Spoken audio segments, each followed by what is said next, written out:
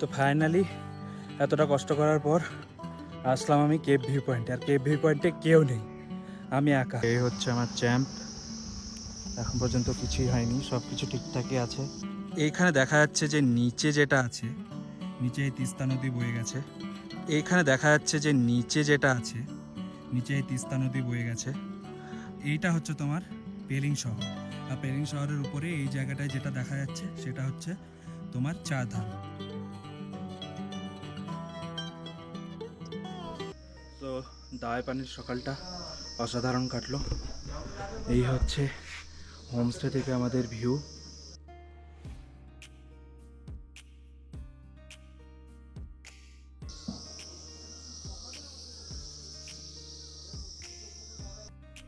কাঞ্চনজঙ্ঘার ভিউটা জাস্ট দেখে নাও।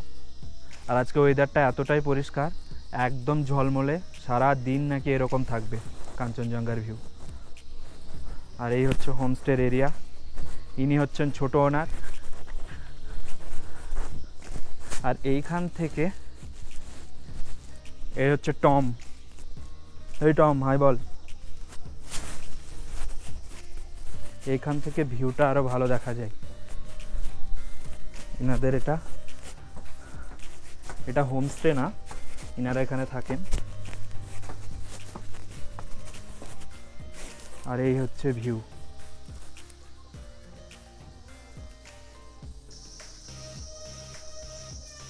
এই হচ্ছে দার্জিলিং শহর। আর দার্জিলিংয়ের ঠিক উল্টো দিকে দাওয়াই পানি। আর এটা হচ্ছে ভুটিয়া বস্তি। এই দাওয়াই পানির এটা হচ্ছে ভুটিয়া বস্তি। এটাকে ভুটিয়া বস্তি বলছে, দাওয়াই পানি ভিলেজ না। আর এই দেখো দার্জিলিংটা কি লাগছে এখান থেকে, খালি চোখে দারুণ লাগছে। আর ঠিক এই দিকটা করে হচ্ছে সিকিমের পেলিং। এখান থেকে আমরা খালি চোখে চারধাম দেখতে পাচ্ছি, আর পেলিং শহরটাকেও দেখতে পাচ্ছি। মানে এতটাই পরিষ্কার আছে আজকের ওয়েদারটা, আমাদের কপালটা খুলে গেল, ডিসিশনটা ঠিকঠাকই নেওয়া হয়েছে। আর এটা হচ্ছে লালিতা হোমস্টে। হোমস্টেটাও খুব সুন্দর জায়গায়। তো এখন আমাদের প্ল্যান হলো গুম্বাদারা ভিউ পয়েন্ট যাওয়া, তারপর আমরা যাব তিনচুলে। তো আমরা এখন রেডি হয়ে গেছি। আর গুম্বাদারা ভিউ পয়েন্টটা আমাদের এই লালিতা হোমস্টে থেকে 33 মিনিটস ডিস্টেন্স দেখাচ্ছে। তো হ্যাঁ, 33 মিনিটস মতোই লাগবে। রাস্তা খুবই ভালো, রাস্তা খারাপ না। ওখানে গিয়ে কেমন রাস্তাটা আছে সেটাও দেখা যাবে। আর এই হচ্ছে আমাদের প্ল্যান আপাতত। আজকে উঠতে উঠতে এমন সুন্দর একটা ভিউ দেখা যাচ্ছে, মানে কাঞ্চনজঙ্ঘার, তো এখানে দাঁড়াতেই হলো।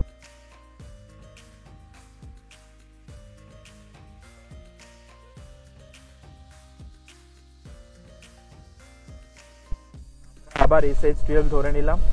এবার আমরা সিধা যাচ্ছি গুম্বাদারা ভিউ পয়েন্ট। মানে SH-12টা মাখনের মতো রাস্তা পুরো, মানে অসাধারণ। যেমন চওড়া তেমন, মানে এটা হাইওয়ে তো সেরকম হবেই। আর তার পাশেই দাওয়াই পানি, মানে এর থেকে ভালো ডেস্টিনেশনে আর কিছু হতে পারে না কাঞ্চনজঙ্ঘাকে উপভোগ করার জন্য।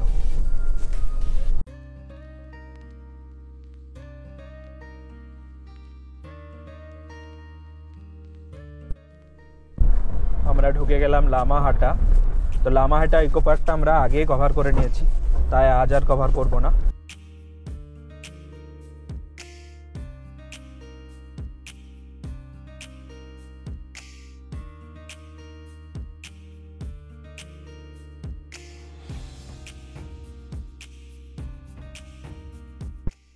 করতে পারবে কিনা জানি না, বাট রাস্তাটা পুরো নিচে যাচ্ছে। আর ইঞ্জিন ব্রেক মারতে মারতে যেতে হচ্ছে, তার জন্য আমার ইঞ্জিনের সাউন্ডটাও দেখো।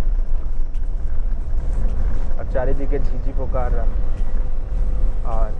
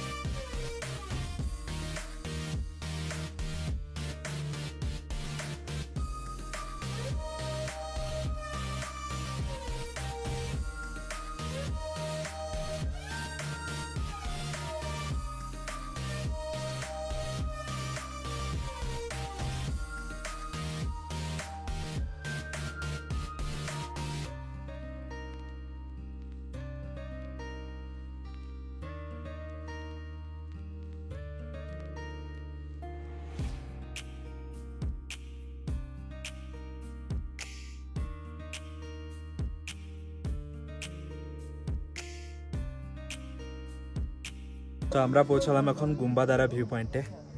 অসাধারণ লাগছে এখানে, মানে টি স্টেট আছে, তার উপরে হচ্ছে কাঞ্চনজঙ্ঘার ভিউ। আর এখানে কয়েকটা হোমস্টেও আছে, যে হোমস্টেতে ইনি এসেছিলেন ওনার বাবা মার সঙ্গে, সেটাও দেখাবো। আর হোমস্টেটাও খুবই সুন্দর, আর হোমস্টেটা তোমাদের দেখাবো। তার আগে জাস্ট গুম্বাদারা ভিউ পয়েন্টটা দেখিয়ে দিচ্ছি পুরো।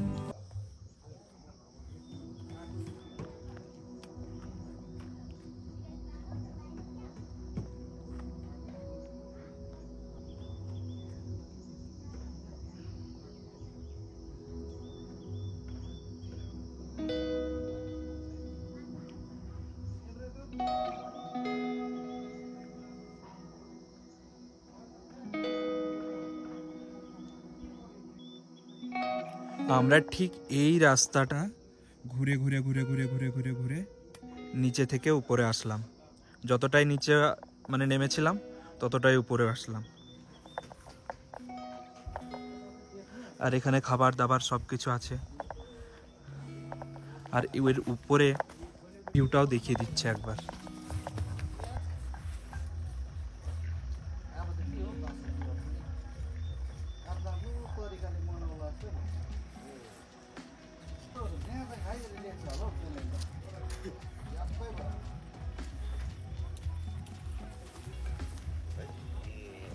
এই যে নিচের এটা হচ্ছে তোমার তিনচুলে ভিউ পয়েন্ট। তো তিনচুলে ভিউ পয়েন্টের হচ্ছে এটা বলছে বড় ভাই, ওটা হচ্ছে ছোট ভাই। আমরা এখন বড় ভাইয়ের জায়গায় দাঁড়িয়ে আছি। একটা জিনিস হচ্ছে, সকাল সকাল আমরা গুম্বাদারা ভিউ পয়েন্টে চলে আসলাম, তার জন্য মানে রাস্তাটাও ফাঁকা ছিল, সেরকম ট্রাফিক জ্যাম ছিল না। আর এখানে এসেও সেরকম ভিড় নেই। তো এই সিনারিটা একদম ভালোভাবে উপভোগ করতে পারছি। তো সকাল সকাল প্ল্যান করাটাই সবার ভালো। তো এটাই রেকমেন্ড করবো যে হ্যাঁ, সকালে এসে সব ভিউ পয়েন্টগুলো যদি তোমরা কভার করতে পারো ম্যাক্সিমাম, সব থেকে ভালো ডিসিশন হবে।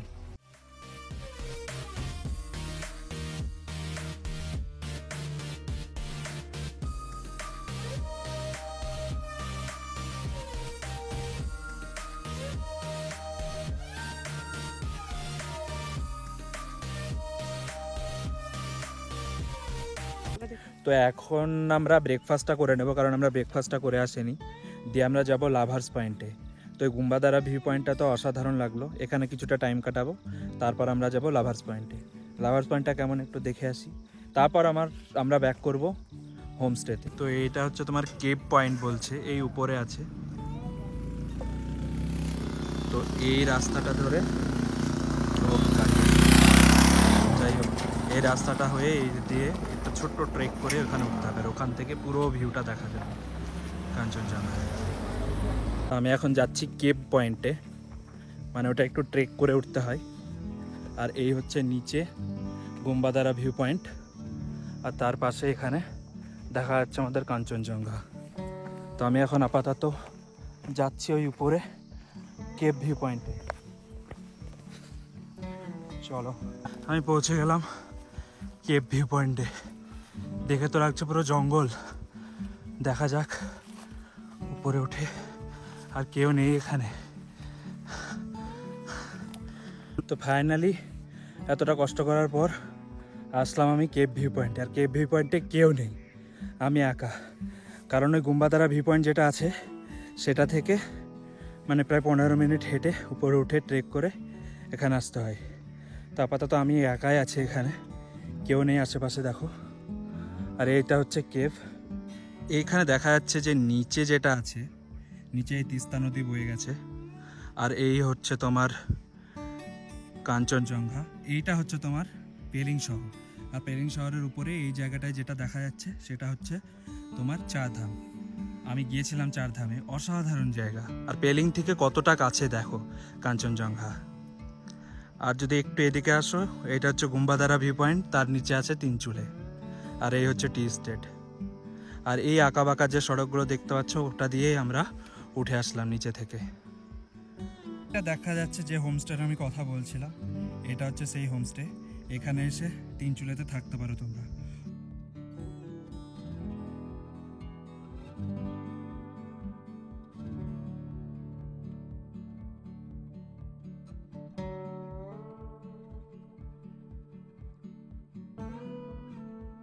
এই ভিউ পয়েন্টটা আমার কভার করা হয়ে গেল।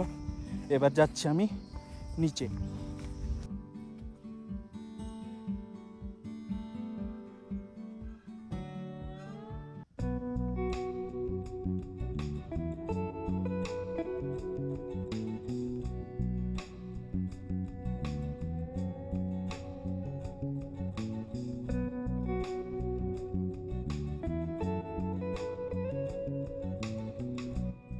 এটা হচ্ছে তিস্তা বাজারের যে মেন রোড, এই মেন রোডটা হয়েও তোমরা দাওয়াইপানি আসতে পারো।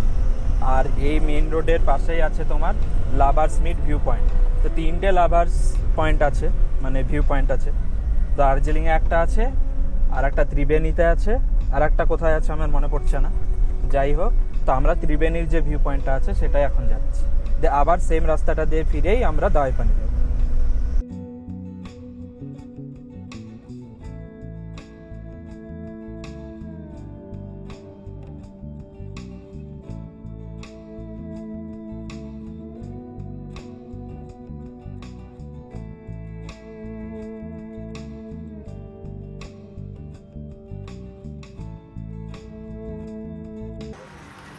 এখন পৌঁছালাম লাভার্স মিট ভিউ পয়েন্ট। এটা হচ্ছে লাভার্স মিট ভিউ পয়েন্ট। আর আমরা আসলাম পুরো দাওয়াইপানি থেকে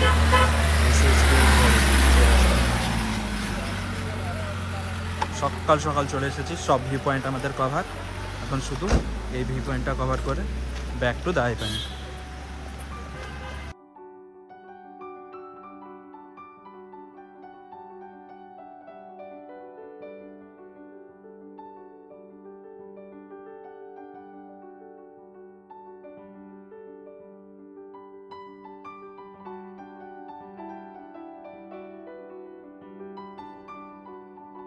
এখানে মিক্স ফ্রুট নিল 120।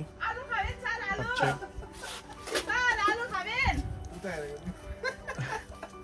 আলু খাবে নাকি জিজ্ঞেস করছে। আর এখানে হচ্ছে নিচে ত্রিবেণীর যে ক্যাম্পিংটা হতো সব ভাসিয়ে নিয়ে চলে গেছে, এখন কাজ চলছে।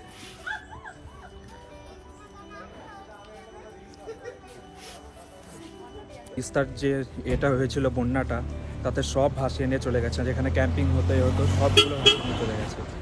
মানে যে হারে মানে ডেস্ট্রয়টা হয়েছে তার থেকেও তাড়াতাড়ি মানে ইন্ডিয়ান আর্মি হোক, এনডিআরএফ হোক, তারা মানে যে সড়কগুলো আছে, রোডগুলো আছে, সবগুলো বানিয়ে দিয়েছে পাশেই। তো সেটাও তোমাদের দেখালাম। তো সত্যি তাদের হ্যাটস অফ যারা এতগুলো কাজ করেছে। তো এই ছিল আজকের প্ল্যান। আবার আমরা দাওয়াইপানি যাচ্ছি আমাদের হোমস্টেতে। চলো আমাদের হোমস্টেতে গিয়ে দেখা হচ্ছে।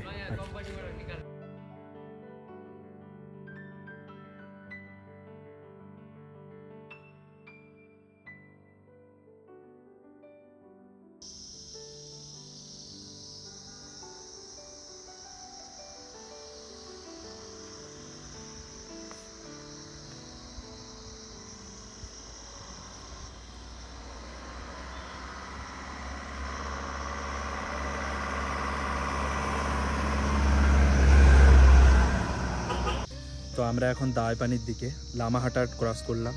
আর লামাহাটা ক্রস করেই আমাদের যাওয়ার পথেই মানে এখনও কাঞ্চনজঙ্ঘা ক্লিয়ারলি একদম দেখা যাচ্ছে।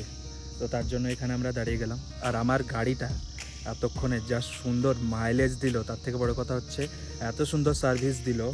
টায়ার থেকে শুরু করে সব কিছু তো নিউই আছে আমার। আর এই টায়ার, যে টায়ারে আমি আগের বছর করেছিলাম মানে ট্রিপটা পাহাড়ে, সেই টায়ারই এখনও আছে। তো আপাতত এখন পর্যন্ত ঠিকঠাকই আছে। আর গাড়িটা মানে কি বলবো, অল্টো কেটেন হতে পারে, কিন্তু ডায়ামিটারের জন্য, লেন্থের জন্য বেস্ট পাহাড়ে মানে ড্রাইভ করা। এই হচ্ছে আমার চ্যাম্প। এখন পর্যন্ত কিছুই হয়নি, সব কিছু ঠিকঠাকই আছে।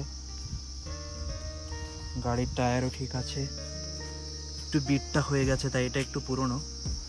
আর বাকি সব টায়ারগুলো একদম নিউ। তো চলো এখন আমি যাই গাড়ির ভেতরে।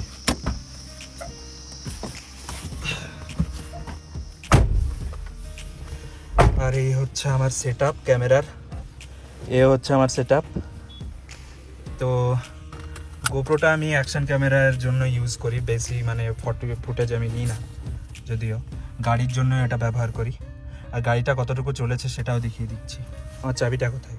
আর জাস্ট দেখো গাড়িটা কতটা চলেছে, 91,155 কিলোমিটার চালানো হয়েছে গাড়িটা।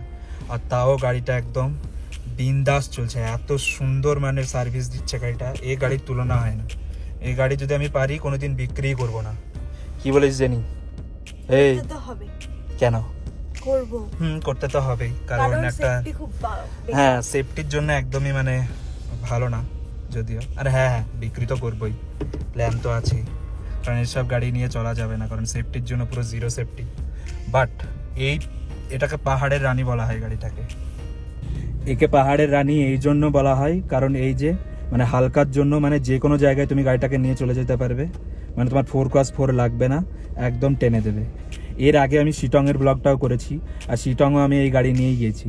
তো সেটা যদি তোমরা দেখতে চাও আমার চ্যানেলে লিঙ্ক দেওয়া আছে, সেগুলো তোমরা দেখতে পারবা, চ্যানেলে যদি ভিজিট করো তুমি দেখতে পাবে। আর এবার আমরা আসলাম দাওয়াই পানিতে সেম গাড়ি নিয়ে। সো নেক্সট ট্রিপ যেটা হবে সেটাও অবভিয়াসলি দেখাবো, আমি আমার গাড়ি নিয়েই যাব।